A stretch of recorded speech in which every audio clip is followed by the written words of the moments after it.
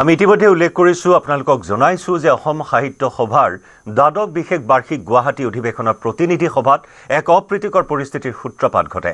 কাৰ্যনিৰ্বাহকত বৰ্তমানৰ কেন্দ্ৰীয় সমিতিৰ কাৰ্যকাল বৃদ্ধিৰ প্ৰস্তাৱ নচ্ছাত কৰাৰ পিছতো প্ৰতিনিধি সভাত আকৌ উত্থাপন একেই প্ৰস্তাৱ। বিৰোধিতাৰ পিছতো সভাপতিয়ে স্বইচ্ছাৰে কাৰ্যকাল বৃদ্ধি কৰিব বিচৰাৰ অভিযোগ। যাক লৈ সভাপতি মুৰ্দাবাদ, সভাপতি হাই হাই ধ্বনিৰে উত্তাল হ'ল অধিৱেশনস্থলী, য'ত সংবিধান উলংঘনেৰে কাৰ্যকাল বৃদ্ধিৰ প্ৰস্তাৱ লোৱা হৈছিল, কাৰ্যকাল বৃদ্ধি কৰিব বিচৰা হৈছিল। এই অভিযোগক কেন্দ্ৰ কৰি এয়া অধিৱেশনস্থলীত এক অপ্ৰীতিকৰ, এক হুলস্থলীয়া, এক উত্তেজনাপূৰ্ণ পৰিস্থিতিৰ সৃষ্টি হোৱা পৰিলক্ষিত হ'ল, যি নেকি অতি দৃষ্টিকটু আছিল, যি নেকি অতি লজ্জাজনক আছিল।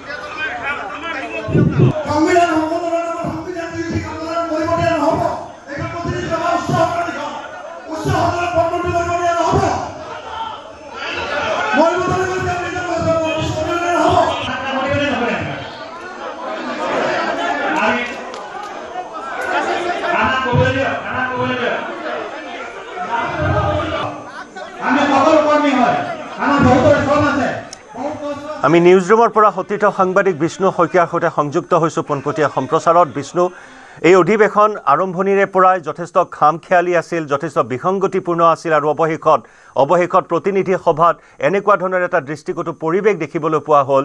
ক্ষমতাক লৈ যেন যুঁজবাগৰ, ক্ষমতাক লৈ যেন খোৱা কামোৰা অব্যাহত আছে সাহিত্য সভাৰ ভিতৰ চৰাত, সেই ছবিখন আকৌ এবাৰ এনেদৰে জ্বলন্ত ৰূপত ওলাই পৰিল। চাওক জয়ন্ত, অসম সাহিত্য সভাৰ যি বিতৰ্কই লগ নেৰা বুলি কোৱা হয়, সততে যে অসম সাহিত্য সভাৰ বিতৰ্কই যেন লগ নেৰে ইপিঠি আৰু কিপিঠি এটা মুদ্ৰাৰ, সেইটোৱে দেখিবলৈ পোৱা গৈছে। কলাক্ষেত্ৰৰ চলি থকা যি পঞ্চবাৰ্ষিক দ্বাদশ বাৰ্ষিক যি পঞ্চৰত্ন অধিৱেশন, বিশেষ অধিৱেশন, সেই অধিৱেশনত নিশা যি প্ৰতিনিধি সভা আছিল, সেই প্ৰতিনিধি সভাত এক উত্তপ্ত পৰিস্থিতিৰ সৃষ্টি হৈছিল। কিয়নো এটাই কাৰণ যে বৰ্তমানৰ যিখন কমিটি আছে, কেন্দ্ৰীয় সমিতি, সেই সমিতিখনৰ কাৰ্যকাল বৃদ্ধি কৰাৰ বাবে, আৰু 2 বছৰৰ কাৰ্যকাল থাকে, তাত 3 বছৰৰ কাৰণে বৃদ্ধি কৰাৰ বাবে এটা প্ৰস্তাৱ দাঙি ধৰা হৈছিল। কালি নিশাৰ তাত থকা যিসকল লোক আছিল, প্ৰতিনিধি সভাৰ যিসকল প্ৰতিনিধি আছিল বা সাহিত্য সভাৰ যিসকল সদস্য আছিল, তেওঁলোকে অভিযোগ উত্থাপন কৰিছে যে 2 বছৰৰ ঠাইত 3 বছৰ কৰাৰ প্ৰস্তাৱ ইতিপূৰ্বে এদিন পূৰ্বে যে কেন্দ্ৰীয় কাৰ্যনিৰ্বাহকত দিছিল আৰু সেই প্ৰস্তাৱ তাত অগ্ৰাহ্য কৰিছিল। অগ্ৰাহ্য কৰাৰ পিছত একেটা প্ৰস্তাৱকে পুনৰ প্ৰতিনিধি সভাটো উত্থাপন কৰাৰ অভিযোগ উত্থাপন কৰিছে যে সভাপতি ডক্টৰ বসন্ত কুমাৰ গোস্বামীয়ে কাৰ্যকাল বৃদ্ধিৰ বাবে একেটা প্ৰস্তাৱ, যিটো প্ৰস্তাৱ ইতিমধ্যে কাৰ্যনিৰ্বাহকত যিসকল সদস্য আছিল তেওঁলোকে নস্যাৎ কৰিছিল বা তেওঁলোকে অমান্তি হৈছিলে, সেই একেটা প্ৰস্তাৱ যেতিয়া প্ৰতিনিধি সভাত পুনৰবাৰ তেওঁলোকে প্ৰস্তাৱ দাখিল কৰিলে বা প্ৰস্তাৱ জনালে, তাৰপিছতে উত্তপ্ত পৰিস্থিতিৰ সৃষ্টি হৈছে। আপুনি কোৱাৰ দৰে যে সাহিত্য সভাৰ যি ক্ষমতা বা কেন্দ্ৰীয় সমিতিয়ে যি ধৰণে নিজৰ ক্ষমতা বা কাৰ্যকাল বৃদ্ধিৰ বাবে তেওঁলোকে চেষ্টা চলাইছে, প্ৰস্তাৱ উত্থাপন কৰিছে, সভাপতি ডক্টৰ বসন্ত কুমাৰ গোস্বামীয়ে কাৰ্যকাল বৃদ্ধিৰ বাবে প্ৰস্তাৱ উত্থাপন কৰিছে, সেই প্ৰস্তাৱক মানি লোৱা নাই কাৰ্যনিৰ্বাহক সদস্যসকলৰ পৰা আৰম্ভ কৰি কালি প্ৰতিনিধি সভাত থকা যিসকল সভ্য আছিল, সাহিত্য সভাৰ সভ্য আছিল, তেওঁলোকে ইয়াৰ বিৰোধিতা কৰিছে। ইয়াকে লৈ এটা উত্তপ্ত পৰিস্থিতিৰ সৃষ্টি হ'ল। আমি যদি চাওঁ সাহিত্য সভাৰ ইতিহাসত, তেনেহ'লে পূৰ্বতেও কিন্তু এনেধৰণৰ যথেষ্ট অপ্ৰীতিকৰ পৰিস্থিতি প্ৰতিনিধি সভাতেই হওক বা কাৰ্যনিৰ্বাহকতেই হওক, এনেধৰণৰ অপ্ৰীতিকৰ পৰিস্থিতিৰ সৃষ্টি হৈছিল। ডক্টৰ পৰমানন্দ ৰাজবংশী থকাৰ সময়তো যথেষ্ট বিতৰ্কৰ সাঙুৰ খাইছিলে। তাৰ পৰৱৰ্তী সময়ত যিসকল কাৰ্যকৰ্তা বা বিষয়ববীয়া আছিল, সেই সময়তো বিতৰ্ক আছিল সাহিত্য সভাত। আৰু এতিয়াও এই অধিৱেশনখন চলি থকাৰ মাজতে মাত্ৰ 2টা দিন পাৰ হৈছে, দ্বাদশ বাৰ্ষিক বিশেষ যি পঞ্চৰত্ন অধিৱেশন, আৰু 2টা দিন এতিয়াও আছে।